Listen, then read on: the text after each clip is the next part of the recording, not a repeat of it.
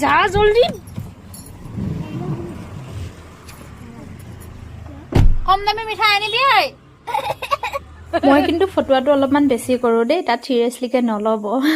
আজি বাৰ ল'ৰা জন্মদিন আছিলে আৰু মই কোনো পধ্যে নাহোঁ কাৰণ মই পিঠাগুড়ি খুন্দি ল'লোঁ পিঠা বনাব লাগে ভাত পানী বনাই কৈ মই ইমানেই বেছি ভাগৰুৱা হৈ গ'লোঁ যে মোতকৈ লছ হ'বলৈও মানে মন নাই তেনেকুৱা নিচিনা অৱস্থা আৰু তাই আহিছে সাজি কাচি আৰু তাই আকৌ মই